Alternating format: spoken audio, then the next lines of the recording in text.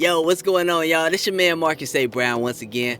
Let me just start off by saying I hope everybody's doing well, and I wish you all a very prosperous and very enjoyable week, and many more good weeks to come while we at it.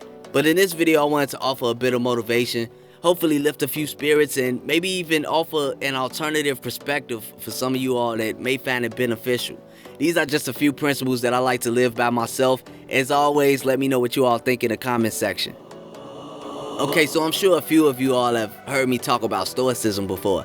Or maybe some of y'all just see me on social media posting these philosophical quotes with the hashtag Stoic, hashtag Stoicism, things of that nature. So without taking up too much time in this video, basically Stoicism is an old Greek philosophy, an old practice of basing your happiness and your contentment on things that are within your means and within your control. Okay, and conversely, one who would practice Stoicism would avoid basing his happiness and contentment on externalities or things that are beyond your means or outside of your control. And that's pretty much it in a nutshell. I mean, it's a simple concept. One can take it way deeper and apply it to politics and relationships and birth and life and death and beyond. But we ain't gonna get into all that right now, or maybe in the comment section. Now, this conversation is nothing new in the manosphere, so I'm pretty sure I'm preaching to the choir for a lot of you all. And if that's the case for you and you're listening right now, I would just say to you that, we can never revisit the basics enough. But for everybody else that this may be a foreign concept to, I want you to look at it this way. I want you to write down a list of things that make you happy right now. This could be anything, person, place, thing, sensation, whatever. Just write down the things that you have access to right now that bring you happiness. Now, when you finish, I want you to go down that same list and put an X or a star or something. Put a mark down next to all of those things that can be taken away from you. Things you can lose. So these could be loved ones, relatives, possessions, your favorite food, your time, your energy, your health, your freedom, all of these things. Think about it. Look at that list over and over and ask yourself, how many of these things can be taken away from me? Now, I don't know. Maybe y'all could come up with some creative lists, but if your list is anything like mine, you could damn near lose everything. Think about it. We're not even talking about things we want in life and don't have. We're talking about things that we have. So we can lose any of these things, any of these people, any of this status, any of this capacity that we may have. And the real truth of the matter is, since none of us last forever, eventually we are going to lose these things.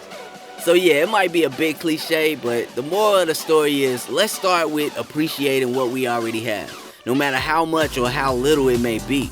And taking it back to the whole Stoicism thing, we can take it a step further and say, let's derive a deep appreciation, deep fulfillment, happiness, and contentment from things that are not external, things that lie within, like good memories. Nobody could take that away from you.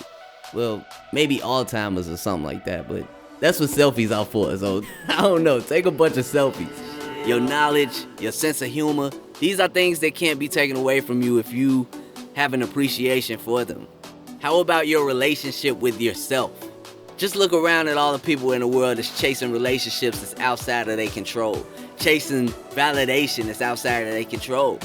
So they've inadvertently enslaved themselves to external forces or external sources, whatever. But trust me, you don't want to be out here like that. That's how you get messed around.